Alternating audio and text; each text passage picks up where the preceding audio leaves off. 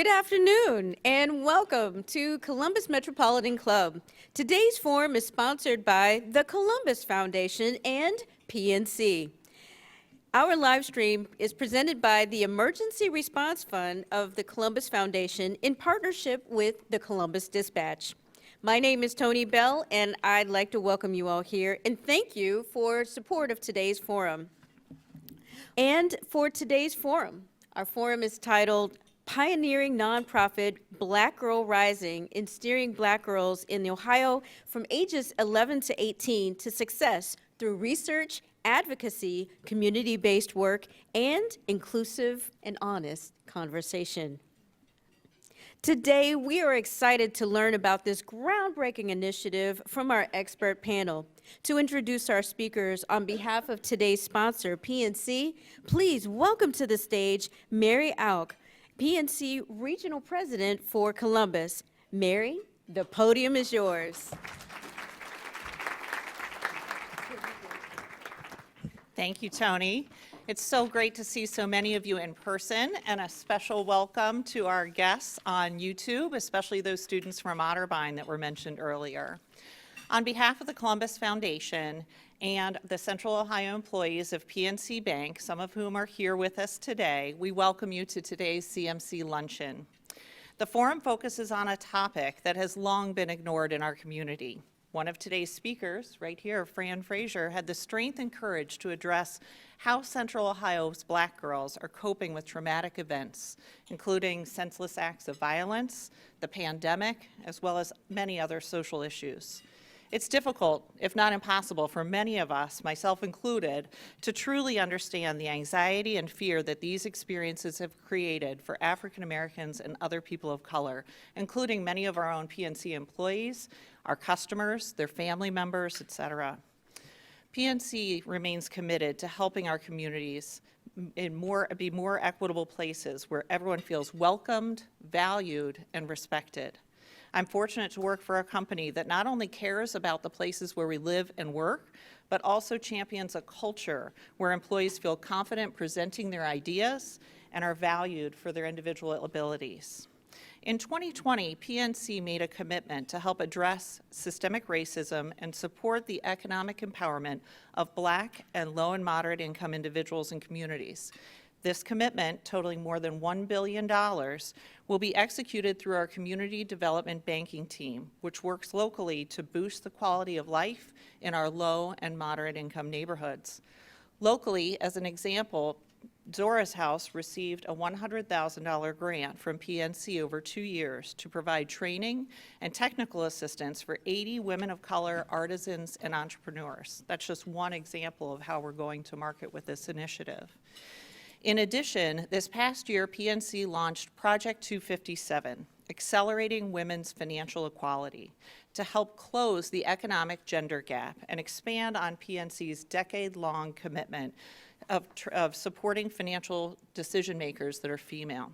Project 257 takes its name from a 2020 report by the World Economic Forum that highlighted the fact, believe it or not, that at the current pace it would take 257 years for women to achieve financial parity with men around the world. One of the drivers of this economic gender gap is unequal access to credit. So to help address this issue, PNC has formed a partnership with SheEO, a global nonprofit that provides zero-interest loans and an ecosystem of support to women and non-binary entrepreneurs. PNC is contributing $1.257 million over 3 years to SheEO, working with the organization to drive awareness and help increase the number of investors who support SheEO businesses. SheEO shares our unwavering commitment to diversity. In fact, all 5 businesses who received SheEO loans in the U.S. last year were owned by Black and brown entrepreneurs. As a Main Street bank, PNC has a commitment to leveraging our differences as assets. It's also why we support Black Girl Rising's vision to ensure African American girls are empowered to live lives of authenticity, equality, and resiliency. Together, we can accelerate women's financial equality. And now, please help me welcome today's speakers. Fran Frazier, Principal Investigator of Black Girl Rising.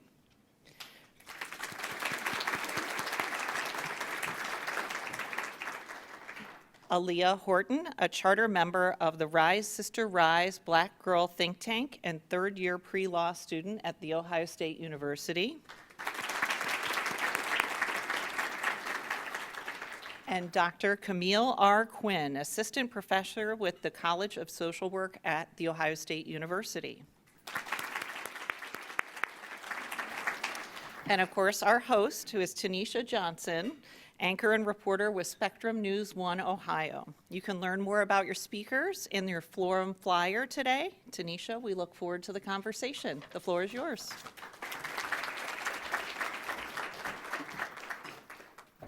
Good afternoon, everybody. It's good to be here today. Let's see here.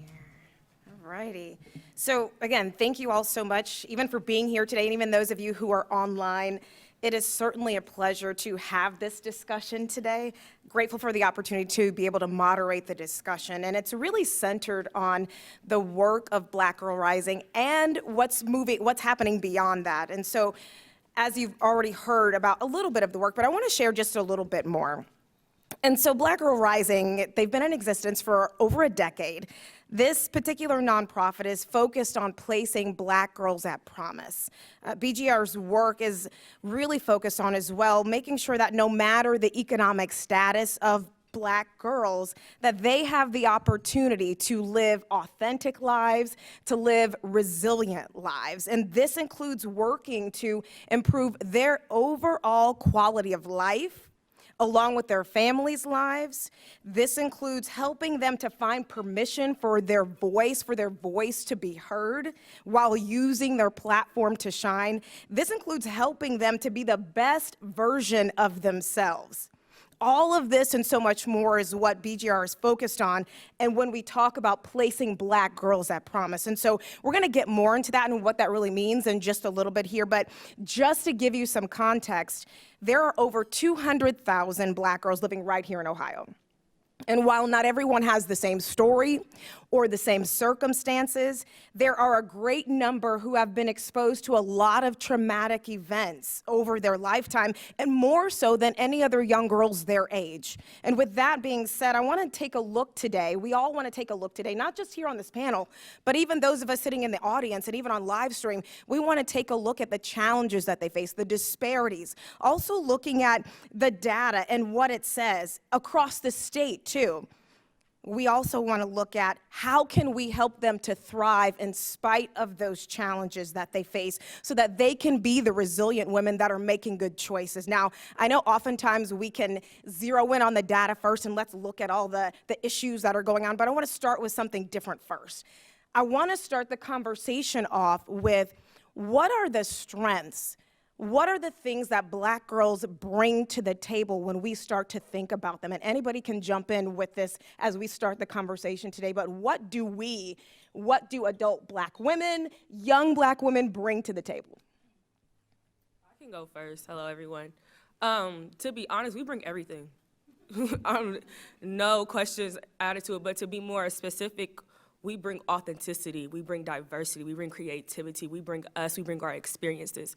And a lot of times when you're a Black girl, Black woman, they put and categorize you into one box of what they know or what they see you as from stereotypical or things that they see on television or what they hear. But Black women and Black girls bring everything to the table. Anything that you're looking for, any experience that you need, anything that you want, anything that you're searching can be found in a Black woman or a Black girl because we are everything.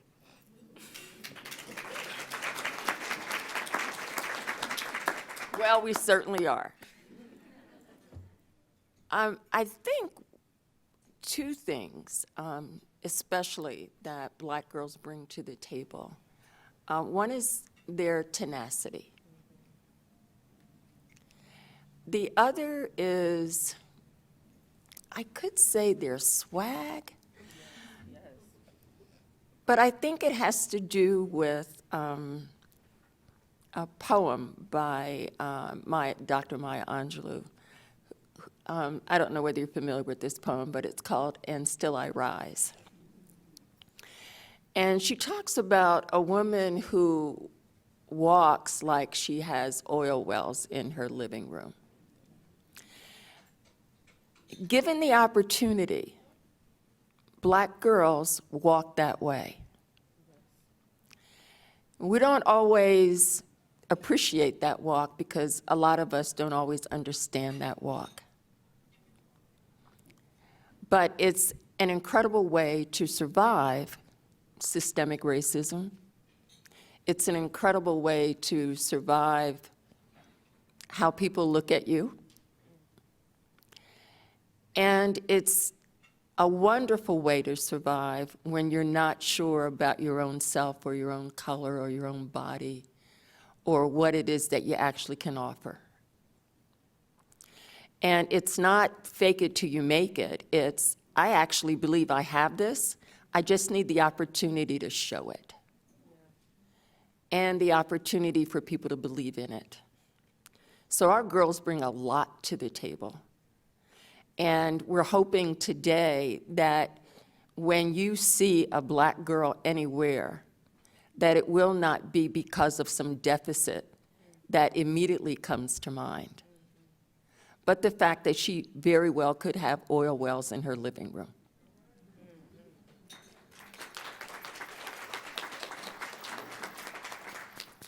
I think the only thing that I would add is that Black girls bring to the table what I would call fortitude.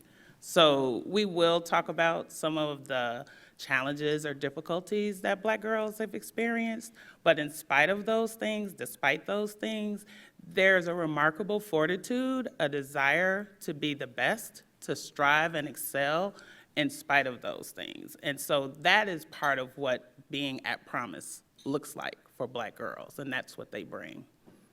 And so as they've each mentioned their own respective thoughts about what it means and the strengths of Black young girls, I want us to now think about, hold those thoughts in your mind, but then I want us to now start to look at the data. We want to understand what Black girls are really up against.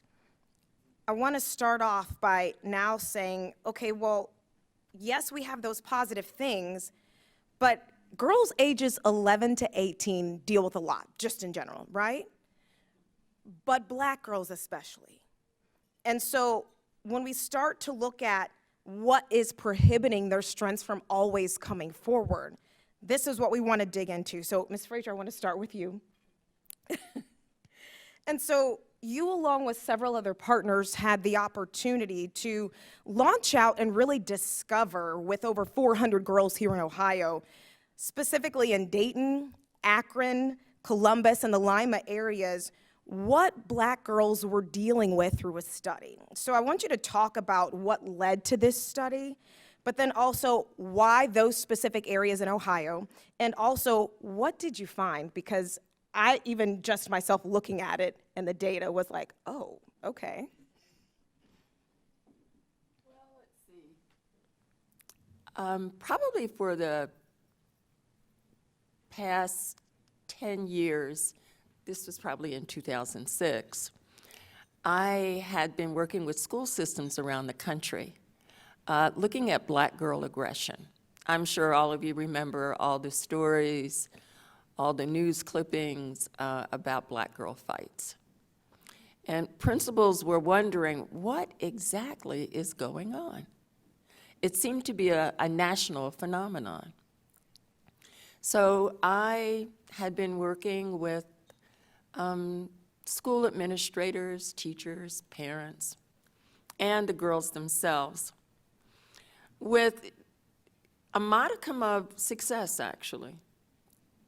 And one day I got a call from Leslie Brower, who was with the Ohio Department of Mental Health, and she said, you know, we got a little bit of money, because there's always a little bit of money. Although, after what I heard from PNC, I will be calling.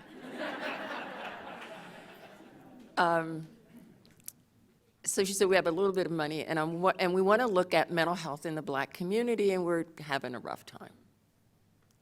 So I said, I would love to take a look at what's going on with Black girls. I'm seeing a lot of anger, I'm seeing a lot of sadness, I'm seeing a lot of depression, and I need to know where this is coming from. So we went back and forth. Well, you can't just look at black girls, you need to look at white girls, you need to look at Latina girls. And I said, well, you know, I didn't have the money before, I don't need it now, because I unapologetically want to look at black girls. So we went round and round, and then we agreed that that's what we would do. The director at that time wanted us to look at metropolitan cities, but also a small city that had a large black population, which is how we looked at Lima. And then I had the grace to actually have the resources of the entire research department of the State Department of Mental Health. I don't have a PhD. All of them have PhDs. And I think what made me feel so empowered to share my thinking about what we needed to look at with black girls is that this team of researchers and analysts and statisticians listened. They actually listened and said, you have the expertise because you're out there. We'll help you get to where you want to go. And Dr. Laura Belliston-Cobb is in this room. And I can tell you, if it was not for her, where are you, Laura?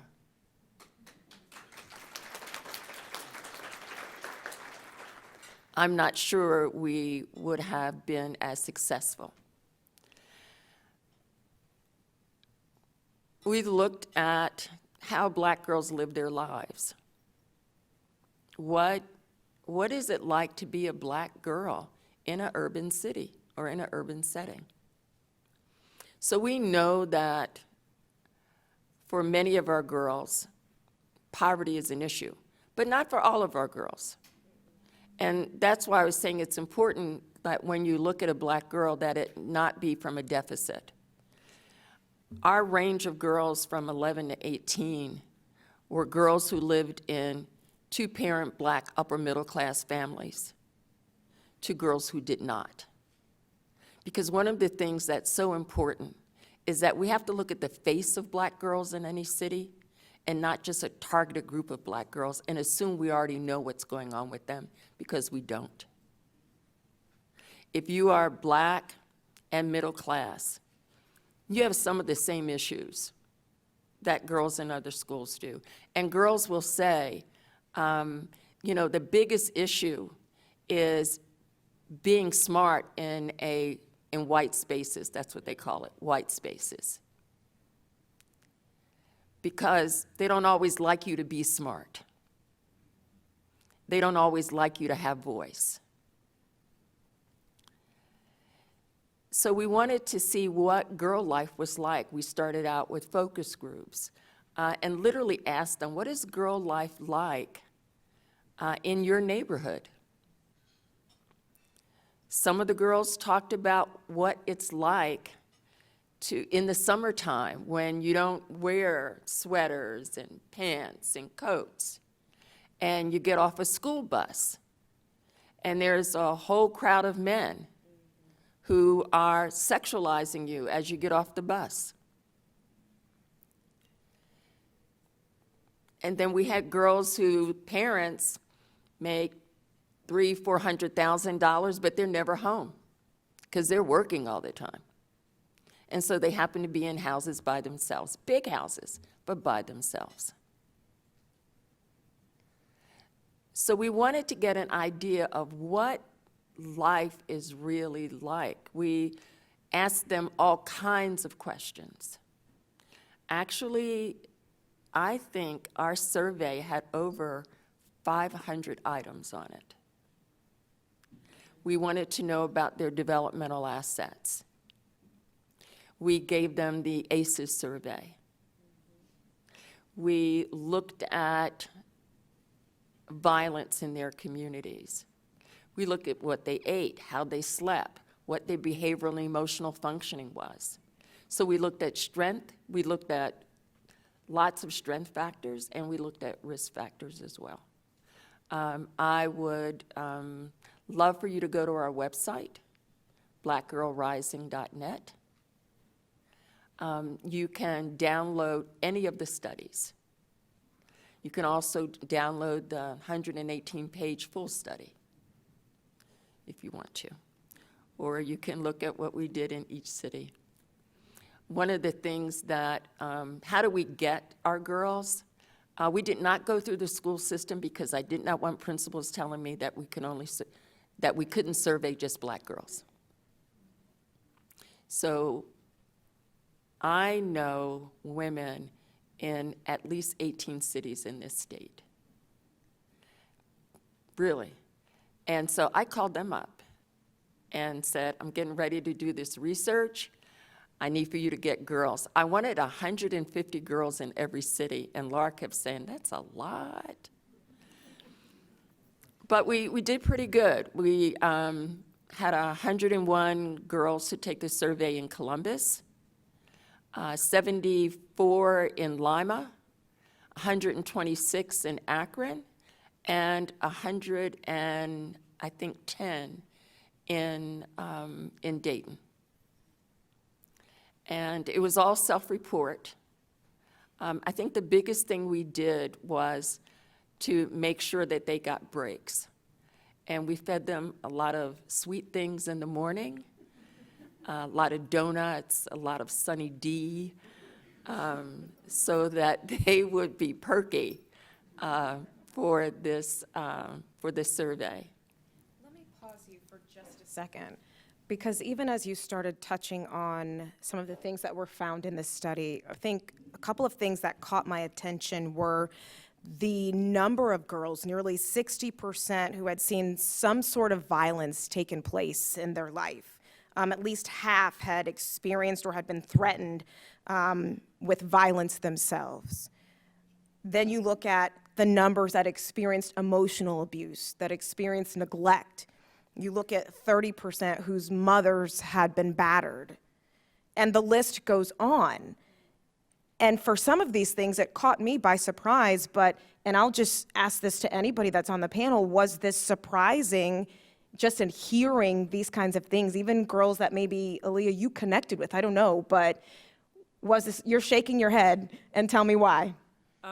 So I've been with Sister Fran since I was like in 8th grade, and now I'm not gonna say my age, but I'm getting older. So let's just say that. I'm in college now, I should say. So when this was taking in place, you said 2006, I was 5. So when I joined Black Girl Rising, everything that was researched was true to us. So like when we first started, we had girls from Upper Arlington, girls from Columbus City Schools, girls from Lincoln Heights, and we all had the same common experiences. So for me, it wasn't really anything surprising because it was something that I live every day or experiences that I can connect to because we all had similar experiences with each other. So I would say no, it's for me. Yeah. And Dr. Quinn, you've been able to do some of your own research even outside of this. So I'm just curious, I'm gonna ask her to talk about terminology because she helped me. So she's gonna help all of us today. But I want her to talk about, you know, not only her research, but her findings, because she didn't just do this by herself, but she did it with other people as well. And specifically with, I say juvenile justice involvement, tell me if I'm wrong. She will correct me in just a moment, it's okay. But dealing with that issue, along with all these other things that we are seeing that Black girls are experiencing. So if you would just talk about that, the trauma, the PTSD that Black girls experience, and yes, what do we do with all of that? Absolutely. So first, I would like to contextualize this a little bit. I grew up in a large urban city myself. I experienced many of the things that I later found as a researcher were named. From Good to Ghetto, a book by Dr. Nikki Jones, where she talked about young Black girls growing up in South Philly and the experiences that they had trying to protect themselves. Woo, Philly. I'm from Chicago. No love, no shade. But the point of what I want to stress here is that there is a level of consistency across the board with regard to what girls experience. My work in particular focuses on an indicated population who are either girls who are already involved with or at risk of involvement with what I term the youth punishment system. And the reason why I use that language is because terms like juvenile offender, quote unquote, or the juvenile justice system, quote unquote, are promoting stereotypes and they stigmatize the population. Sister Fran mentioned that many of the young girls she spoke to, in fact, across schools, a lot of times they may experience disciplinary actions in school. Some of them may result, and many of them unfortunately result in arrest. And so when those girls leave those schools and they come back and they're identified as an offender, that is stigmatizing. Teachers see them that way.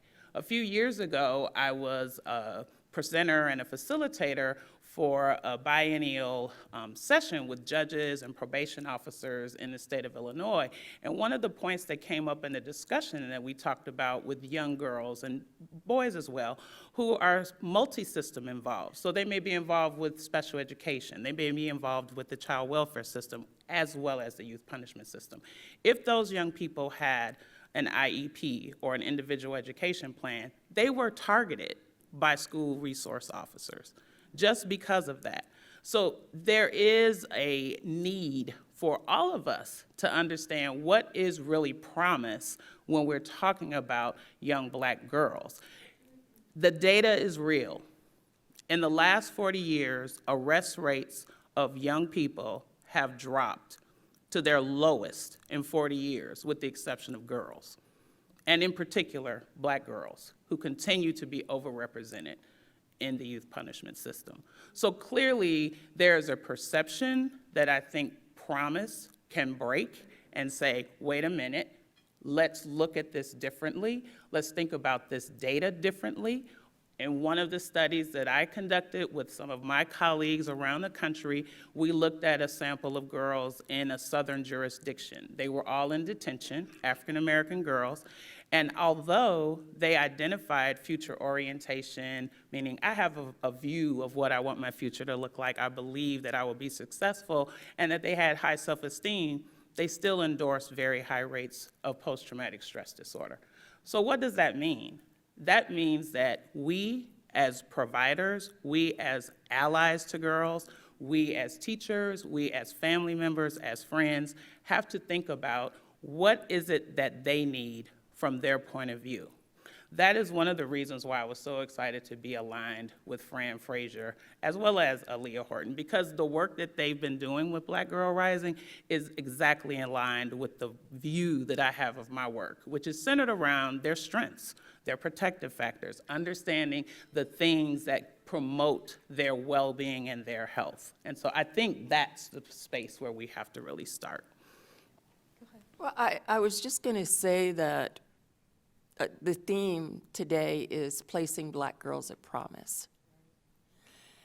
In 2008, the American Psychological Association had a task force on strength and resilience of Black children and adolescents. And one of the things that they said was that our children needed to be, for optimal youth development, really needed to be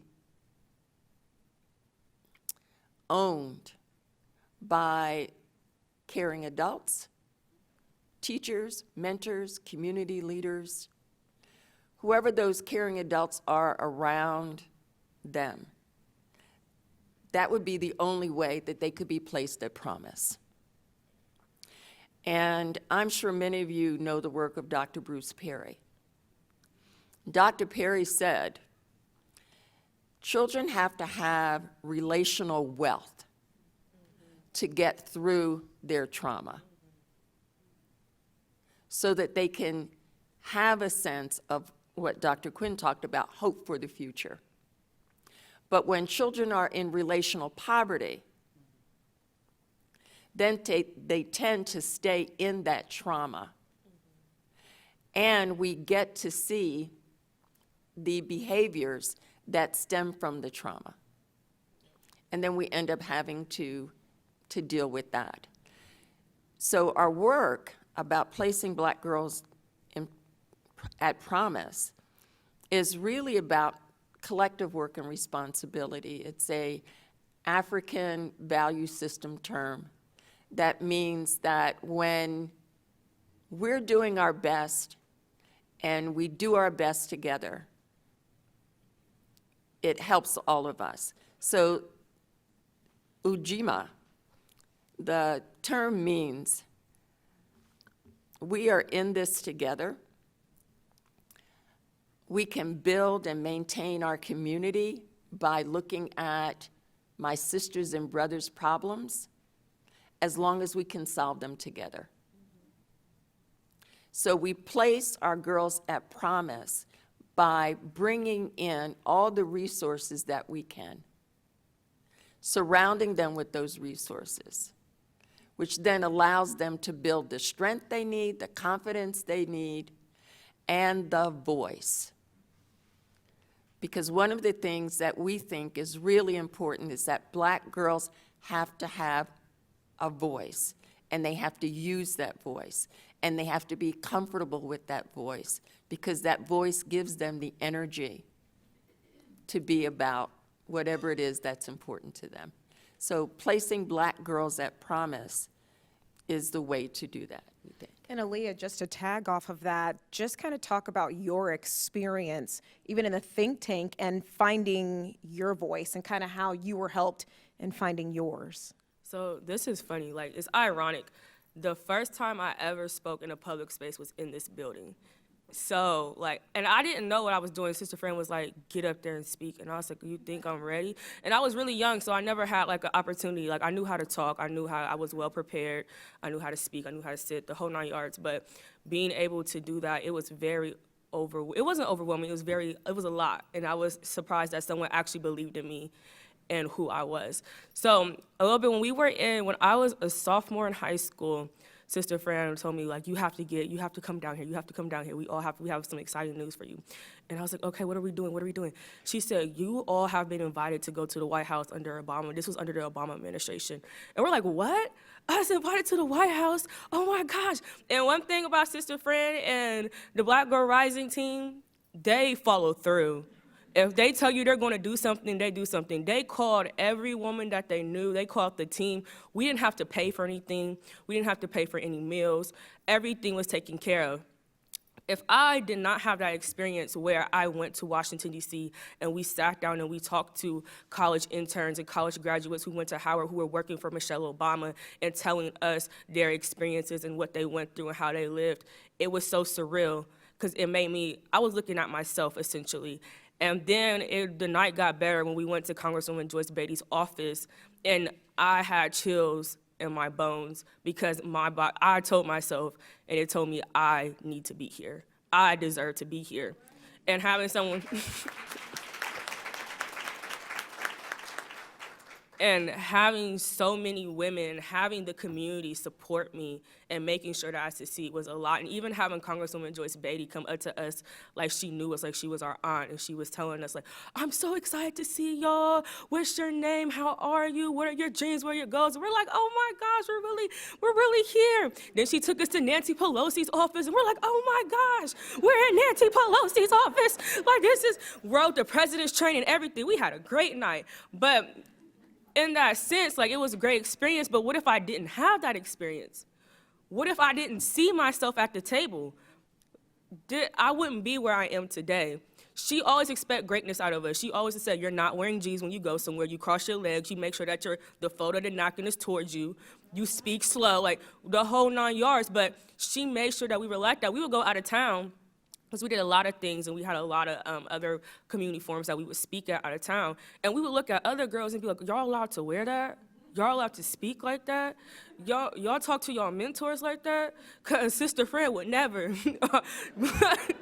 Black Girl Rising would never. And we knew how to be great girls. And out of that, I have so many great opportunities where I met so many great people because of them. And having this is really placing Black girls at promise. They really kept the consistency. If you don't have consistency, it would not be here. Like, we have monthly meetings that were at 9 o'clock in the morning on a Saturday, and we had to be there at 9 a.m. And sometimes we would stay until 1 o'clock, but it wasn't like I was forced to go. I was willing to go. We were like, oh, why don't we have meetings every week? Like, let's talk about this, let's talk about that. You would speak, so like, for example, I was talking to Sister Fran. I was talking to one of my sisters. I wasn't really talking to anybody.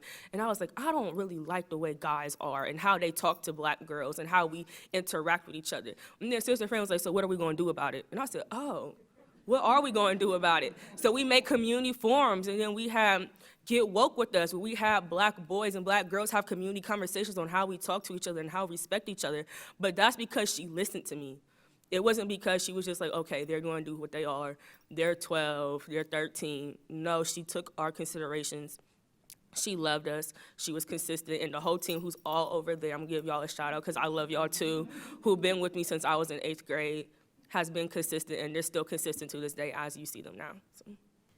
And she's also had an opportunity to continue paying that forward with other young girls. So I'm super proud of what you've been able to accomplish already, even at your age. We are at a point, this time has gone by very, very fast, but we're going to move to questions in just a little bit here. So if you have any questions that you would like to ask panelists, even if you're on live stream, go ahead and get those questions together. And if you're here in the room, you can prepare those questions and then come to the mic. We are going to do one last question, and then we'll get to audience questions. So last question is this. You know, we've talked a lot about, you know, placing black girls at promise. What are the challenges? But then also, what are the strengths? And how can people support? But I want to dig a little bit more into that in terms of what are now the tangible calls, because one of the things that was repeated, and I want to say it again, is that this is not just a BGR item on their agenda to do or just their focus, but this has to be a community effort and an effort with the community at large across this state. So much to the point I said to Ms. Frazier that I see BGR as a midwife, but it doesn't just have to be BGR that's a midwife, but that we all as community members can be midwives to help place black girls at promise, to help push their purpose forward, to help them find their voice and so on. And so with that being said, tangible calls really quickly for adults, for young people, anybody. Well, my first thing when that comes to mind is decolonizing how you think. So when I say that is a lot of you all are very important people, and y'all have a lot of money that y'all give to other foundations. But before you give money to those foundations, before you think that you're helping somebody and having white savior syndrome, as it usually is called, or giving, I've seen a lot of times, even in the Columbus community with a lot of companies, where their best interest isn't for black people or for black girls, where their best interest is what they think is their best interest.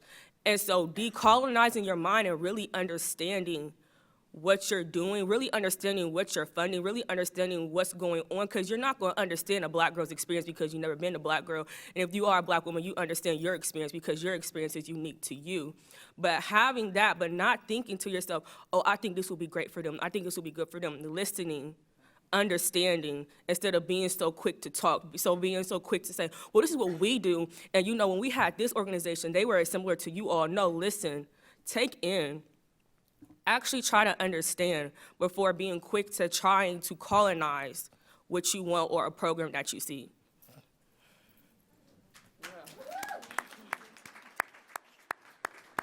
That's it for me. I would really like to see more policy that affects us. I would like to see, I think this community funds a lot of girl initiatives, but what we don't see is the policy that's changing what we need to change. And I think that's what's critical. This is a resource-rich community. But I think we need to find ways of taking the work that we really need to happen and fund it over time. Because otherwise, the work that's being done is based on what the grant is for this year, what the theme is for this year, and not what can we do over time. Now, I have to give a shout out to the Adam Board of Franklin County, because they have been consistent with us and have allowed us to continue to move the work in a very consistent way. We are not having to jump through hoops over themes, but what we've been able to do is to stick with, so we've got girls who've been with us 5 years, and we've been able to help them grow in lots of different ways, and it has allowed us to grow as well. And we're starting to see some policy change. So I think from advocacy to policy is so important. I would just end and say that I think we need to curate new language. I like this phrase, I see from where I be from, which is where I speak from. So if we use language that is truly authentic, the term Black girl magic is real, then that is how we think about Black girls at Promise. See them as they are, not just their circumstances, and then catalyze in your mind what it is I can do to push them closer to Promise. All right, so with that being said, it's the longstanding tradition of CMC to take audience questions at this particular point. Jane Scott with CMC is going to be curating those questions, and at this time, if you've got a question, go ahead and go to the microphone. Those in live stream, she's already got those ready. Jane Scott, go ahead. All right. Pardon me. I do have some questions from our live stream audience, but as Tanisha said, please come up and line up behind me, and we'll do every other one. So Kathy Fox asked, in light of the data about black girls being overrepresented in the juvenile punishment system, what are the panelists' suggestions for changes in school board, schools, police, et cetera? So in other words, a question that you were just talking about in terms of policy, can you be a bit more specific? What policies? Are there some specific wish list things? Actually, go right ahead. I have a specific one. We can look right within our state. Lucas County took current dollars that had already been allotted for programming. They were school resource officer dollars. They moved them toward an assessment center within that same setting, and they saw a dramatic decrease of 98% of youth being arrested. So if we have existing dollars that have already been allocated, we can move them to other line items where young people can actually benefit. Since we know that the school to prison pipeline is real and is in effect, and we see that in schools across the country and across our own state, we can do that right here, right now. We can get budget officers, we can get principals in a room to talk about it. Right now, there's been a moratorium on school resource officers in Columbus City Schools, that's a step in the right direction. But then where's the dollar gonna come from? There are existing dollars that can be used, and providing case management services that can actually identify needs that students have, particularly Black girls, is a specific way you can do that. A really great example, in Lima, after we conducted the research, we went back to every city and said, here's what the girls in your city are dealing with. In Lima, the Allen County Children's Services, the juvenile court system, and the Adam Board there decided that they wanted to do something. I had been really pushing this idea that one of the ways to get our girls to regulate themselves would be through yoga, meditation, mindfulness, deep breathing. They hired a woman, and every girl who comes through their system has to take that course. I mean, there are things that literally are easy to do if we think about who it is that we want to do it for. Yeah, I was just going to say, with that, what they both said was research. you can't say a specific policy unless you have the research of what the problem and the issue is. You can't assume that that's the issue when really it might not be the issue. So in order to understand the policies that need to be done, it needs to be research implemented of what's the need. I just want to follow that and say that the research is critical, but it has to be community-engaged research. So that means that we're actually partnering, Ohio State is partnering with Black Girl Rising.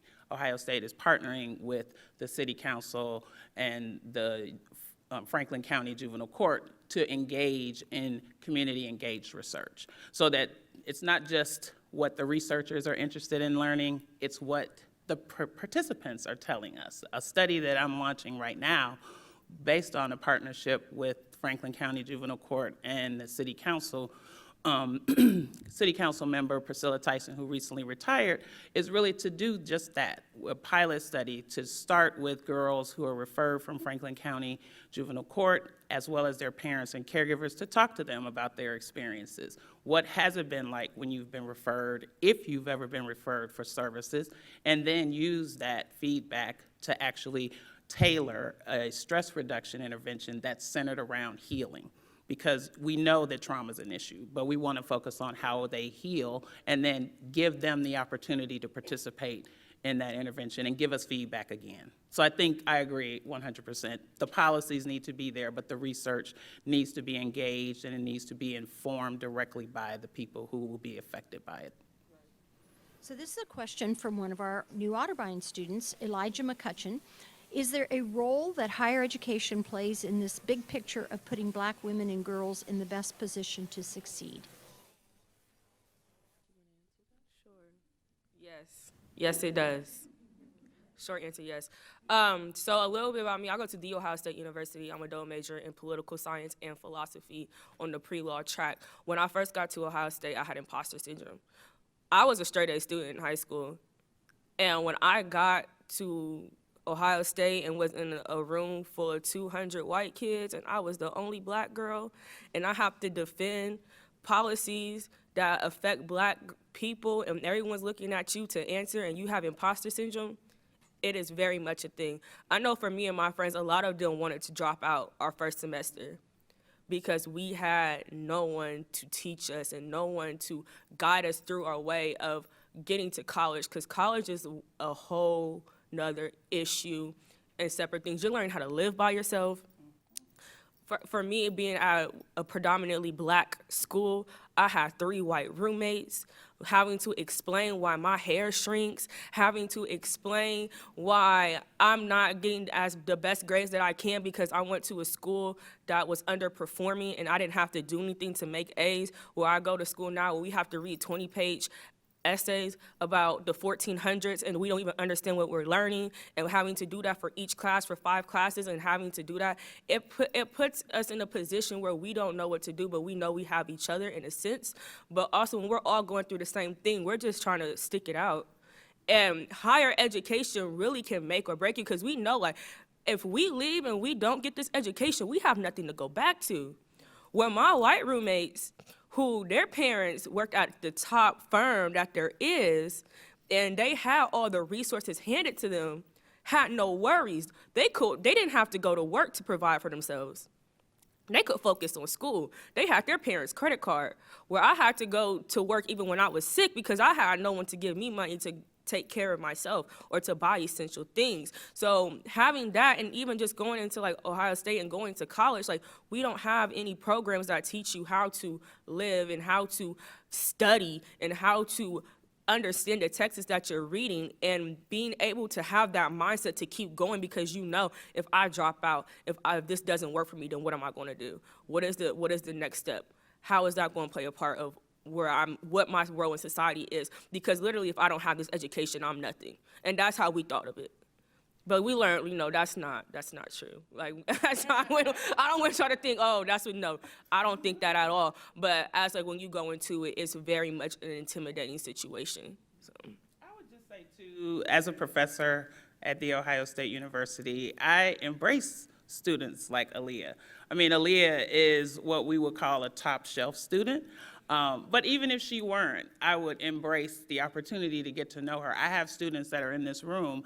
I continue to interact with former students, and I'm typically sought out for that reason by students on campus. And so I think part of it is translating what I do outside of the classroom, the research that I do, in a way that is meaningful to students. Aaliyah is working with me on an advocacy effort looking at bind-over law here in the state of Ohio, which is basically an automatic transfer law that makes the decision with some judicial oversight that young people under the age of 18 can be automatically sent to prison depending on the crime that they commit. And so we are curating a group of advocates who want to abolish this law and have been working directly with the Public Defender's Office to do this. And so I think giving students like Aaliyah and others who may not be in the same space that she's in the opportunity to learn outside of the classroom, to engage faculty in meaningful ways, to have off-site conversations just about life, to be present is really some of the best ways that I think that we can put girls, Black girls particularly, at promise, and continue to meet their needs, but also to seek and hear what they need and respond to that. This question is from Charity Martin King. How do you respond to people who are critical of race and gender-specific programs and funding streams? Final question. I just say, get into it, because it's not going anywhere. I get it, it's difficult, it may be uncomfortable, but I think having conversations that are honest and real and helping people think that though there are differences, there are also similarities that we can build upon, and that our own understanding of ourselves will lend itself to that. I think that to live in America and not be conscious of race and culture and ethnicity is to be blind. It is important to have gender-specific funding, programs, conversations, collaborations, as well as not just race, because we already know that's a social construct, but to look at how do we figure out how to actually be together, work together, and it's really what we do with our girls in our think tank. How do you think critically? How do you communicate across barriers? And how do you build community? So that's the real answer. And I think when we think that there's something wrong with gender and race-specific issues or funding, then I think we're only looking at one group and not all of us. This has been a really good conversation today, and we are going to wrap it up because we are out of time, and we wish we had more time. But I'm going to turn it back over now to Tony Bell for concluding remarks.